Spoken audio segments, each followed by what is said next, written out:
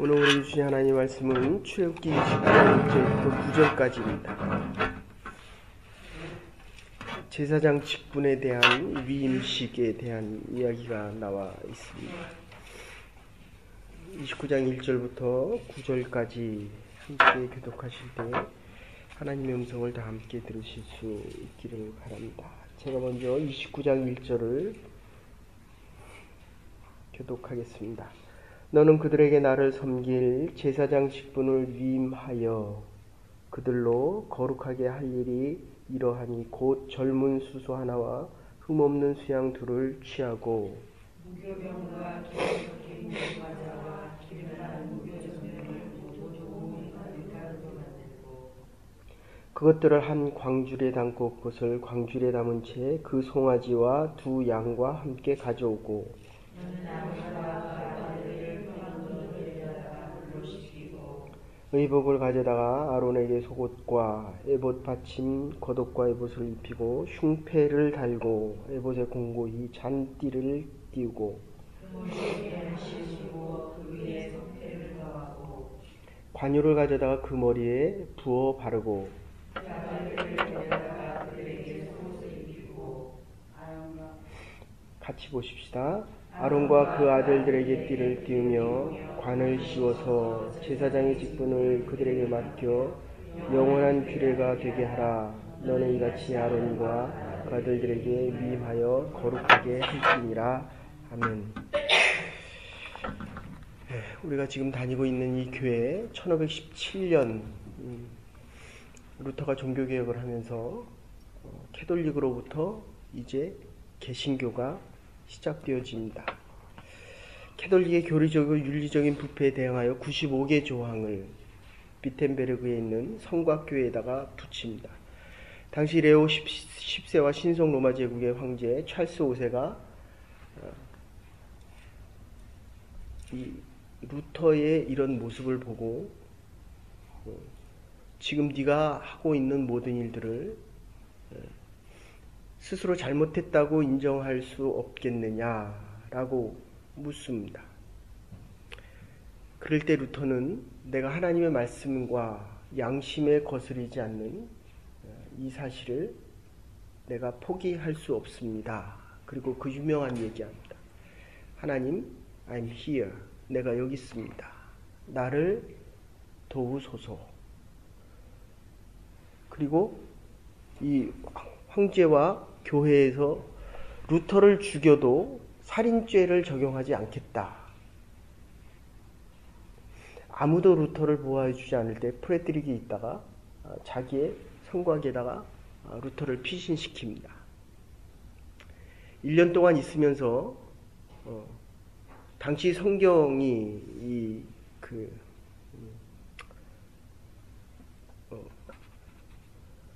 히브리서하고 히브리 말하고 그 다음에 이 제논으로 돼 있는 그 독일 그리거로 돼 있는 거를 이제 처음으로 독일 말로 번역하기 시작합니다. 그리고 1년 사이에 그 유명한 세 가지의 책을 쓰게 됩니다. 하나가 교회가 바벨론의 포로가 되어 있다. 그리고 두 번째가 모든 그리스도인들은 자유다. 세 번째 책이 독일 귀족들에게 고함이라는 책을 씁니다. 요 독일 귀족들에게 고함이란 책이 바로 만인 제사장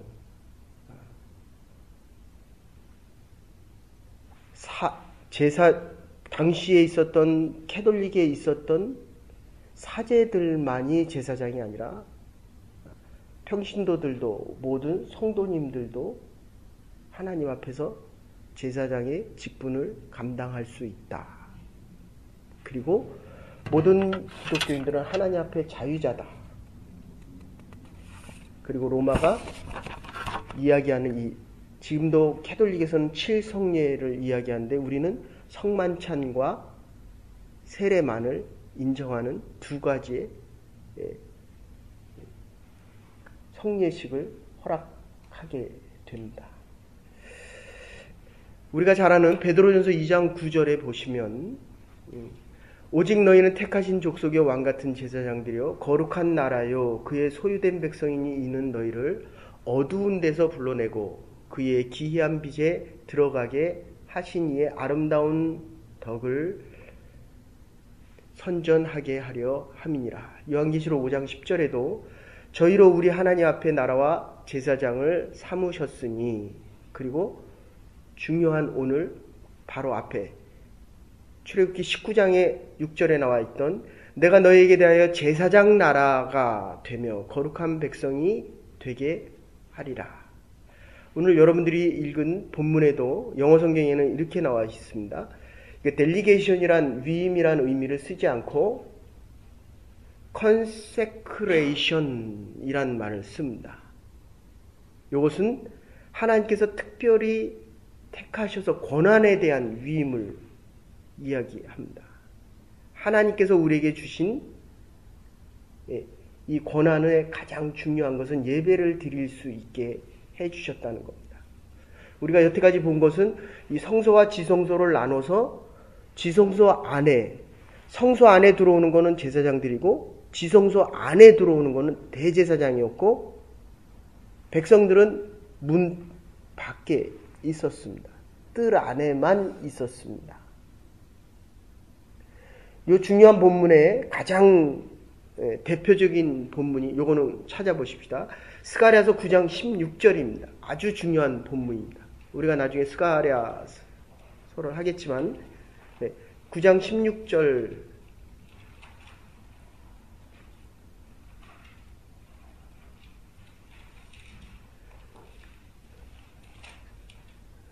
스가랴 9장 16절입니다. 맨 뒷부분, 구약성경 뒷부분에 있습니다. 스가랴서, 학개, 스바냐, 말라키 9장 16절입니다. 같이 읽으십시다. 시작. 이날에 그들의 하나님 여호와께서 그들을 자기 백성의 양떼같이 구원하시리니 그들이 멸류관의 보석같이 여호와의 땅에 빛나리로다. 아멘. 정말 귀한 본문입니다. 앞에서 말씀드렸지만 대제사장의 모자 위에는 여호와께 성결이라는 것을 썼습니다.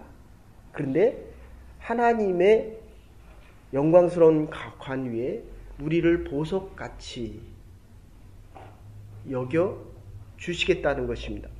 그래서 출애굽기 29장 보시면 아론과 그의 아들 위임식이 진행되는데 아론은 대제사장의 표징이었고 아론의 자녀들은 선지자, 제사장, 대제사장이 아닌 제사장의 표상들이었습니다. 그래서 하나님께서 우리를 알고 우리도 하나님을 알 수 있는, 우리가 이제 좀 있다가 하나님께서 우리를 부르실 때 왜 누구는 부르시고 누구는 부르시지 않는가? 누구에게는 대제사장과 제사장의 권한을 위임하시고 왜 누구에게는 허락하시지 않는가? 요거를 예정이다 이렇게 얘기하는데, 중요한 것은 하나님의 신성과 인성, 하나님이 우리를 알고 우리도 하나님을 알아야 되는 유일한 것은 바로 성육신하신 예수 그리스도밖에 없다는 것입니다.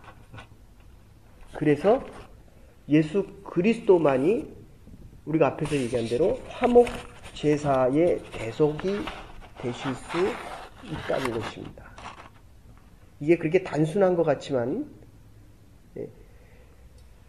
하나님이 어떻게 인간의 몸을 입고 오셨느냐라는 것을 기독교 밖에서는 이건 불가능한 일이다. 칼 바르트라고 하는 신학자는 이것을 바꿔서 이야기합니다. 그럼에도 불구하고 이 하나님이 인간이 되시고 인간이 하나님을 이해할 수 있는 건 바로 이 예수 그리스도밖에 없다는 것입니다. 하나님은 한 분이시오. 하나님과 사람 사이에 중보된 분도 한 분이시오. 바로 곧 사람이신 예수 그리스도 외에는 그 어떤 방법도 이 세상에서는 없다는 것입니다.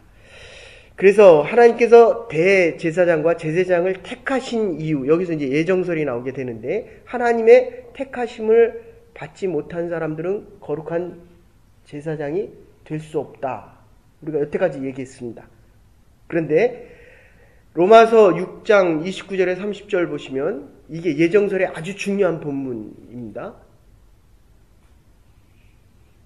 그러니까 하나님께서 왜 위임을 대제사장과 제사장들에게 하셨는가에 대한 이야기입니다. 로마서 6장 29절을 보시면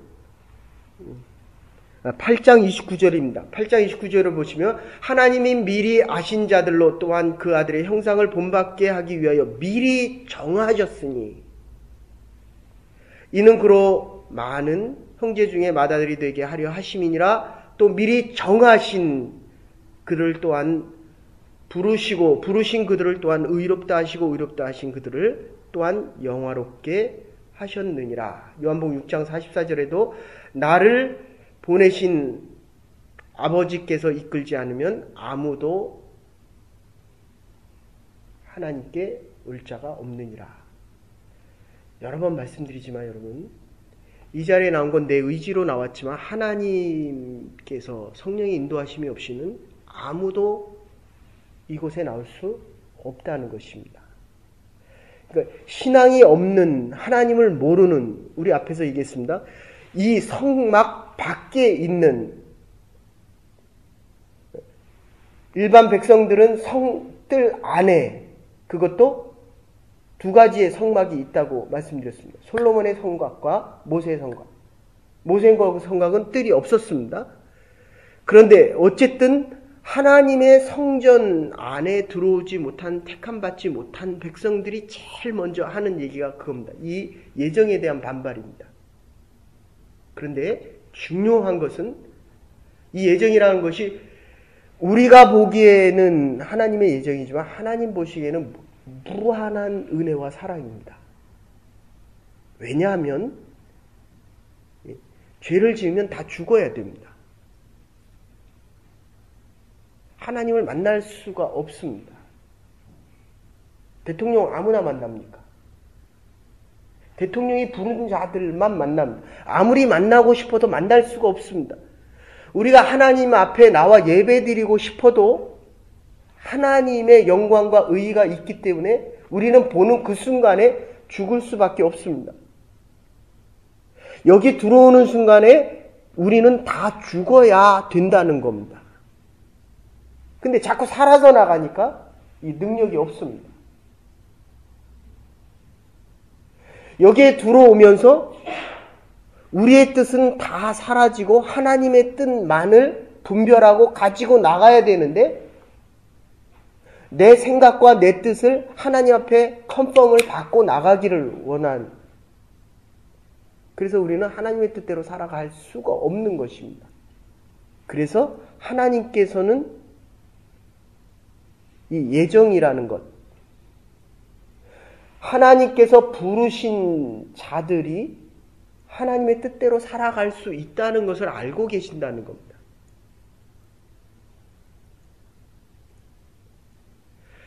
믿지 않는 자들은 내가 하나님을 위해서 살아갈 수 있겠다라고 얘기하지만 그러면 믿어야죠. 하나님 앞에 나와야죠. 죄됨을 고백해야죠. 하나님의 은혜 없이는 살아갈 수 없다는 것을 자복해야죠. 믿는 우리들조차도, 어제 말씀드렸습니다. 대제사장들조차도 하나님 앞에 나와 예배드려야 하나님의 말씀을 우린과 둥빔으로 판단을 하고 살아가는 것, 이것 대제사장들입니다.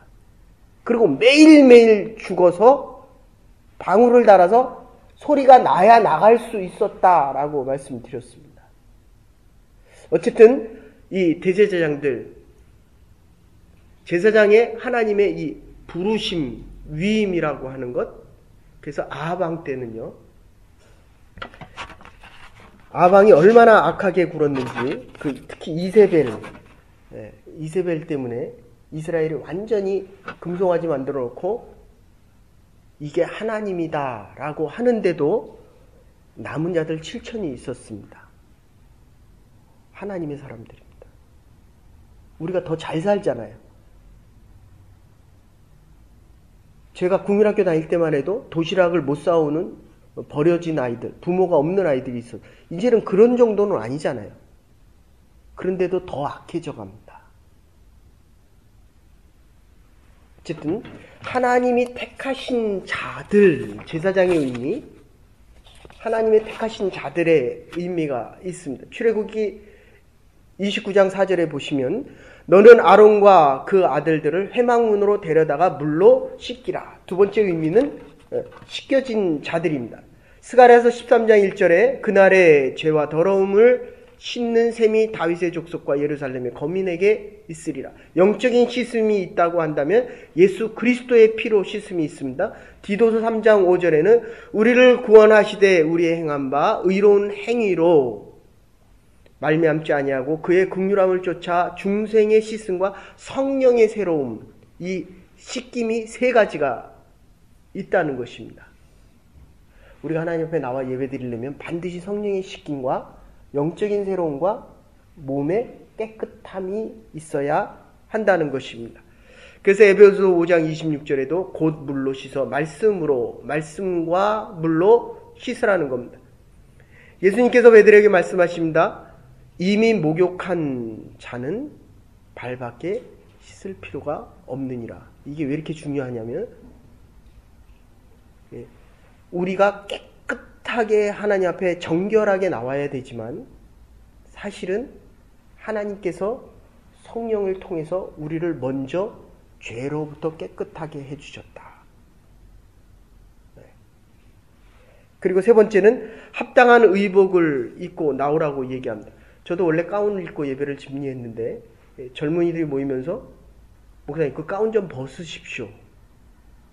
제사장들은 앞에서도 얘기했지만 속옷을 입고 겉에 흰옷을 입었습니다. 대제사장은 위에 하나를 더 입었습니다. 에봇을 입을 수 있는 옷을 입었고 어제 말씀드린 대로 에봇 어깨에 12지파 6지파를 위에 올렸고 우리의 이름을 올려주셨고 흉패에다가 12지파의 흉패를 또 입었다. 하나님 앞에 나올 때는 우리가 입을 수 있는 가장 좋은 옷을 입으라는 게 아닙니다. 단정되고 깨끗한 옷을 입어라. 저는 예배 드릴 때 이 쪼리 신발 신고 철렁철렁 와갖고 여기서 이게 올라오는 게 막 옛날엔 가슴이 철렁철렁했어요. 아무거 입어도 되지만 정결하고 하나님 보시에 깨끗하고 성결되게 살아갈 수 있어야 한다는 것입니다. 그래서 갈라디아서 3장 27절 누구든지 그리스도와 합하여 세례를 받은 자는 그리스도의 옷을 입었느니라. 하나님의 구원의 옷을 우리에게 입혀주시는데 착한 사람이 가는 곳이 천국이 아니라는 겁니다.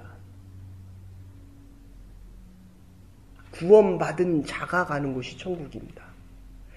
하나님께서 입혀주신 예수 그리스도의 보혈의 옷을 입은 사람들이 가는 곳이 영생의 나라입니다. 옷을 잘 입으라는 것이 아닙니다. 구원받을 수 있는 자의 예복을 입으라는 것입니다. 그래서 왕이 아들을 위해서 잔치를 벌였는데 아무도 오지 않았습니다. 종들에게 나가서 아무나 다 데리고 오라고 얘기했습니다. 그런데 왕이 와서 보니까 옷을 안 입고 들어온 자가 있었습니다. 종들에게 얘기해서 묶어서 저 어두운 데 쫓으라. 여러분들 꼭 기억하십시오. 이스라엘에서는 잔치를 할 때 밖에서 옷도 나누어 줬습니다. 예복을 나눠줬다는 거예요. 저와 여러분들에게 하나님께서 예수 그리스도의 예복을 주셨습니다. 반드시 이 믿음의 옷을 입으셔야 합니다. 그래야 하나님 나라의 영생의 잔치에 참여할 수 있다는 것입니다. 네 번째는 기름 부음 받은 사람들입니다. 출애굽기 30장 22절 오늘 읽은 7절에 관유를 가져다가 붓고 출애굽기 30장 22절에 모략 6개 그 다음에 장포, 계피, 감람, 기름나무 여러 가지로 섞어서 하는데 요한일서 2장 20절에 보시면 너희는 거룩한 자에게 기름을 부음받고 모든 것을 아느니라. 여기서 중요한 거 하나는, 여러분, 어떤 분들은 이 성령의 차이가 있다, 다르다라고 얘기합니다. 그건 거짓입니다. 무조건 이단입니다.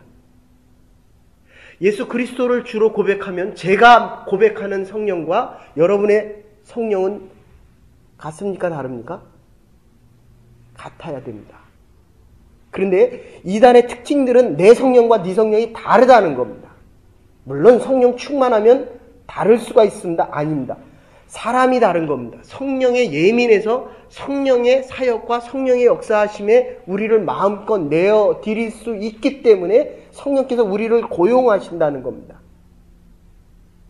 그런데 자꾸 성령이 다르다고 얘기합니다. 우리 모두의 성령은 한 성령, 한 예수 그리스도, 한 하나님을 믿는 자들입니다. 제사장은 속죄제를 통해서 죄사함, 우리 모두의 죄사함을 감당해주고, 그리고 제사장에게 드리는 제물을 다 태우기도 하고 각을 뜬다고 얘기했습니다. 다 태우는 것은 완전한 헌신을 이야기합니다. 그리고 피를 발라 찍어 발리는 것은 성화를 이야기합니다.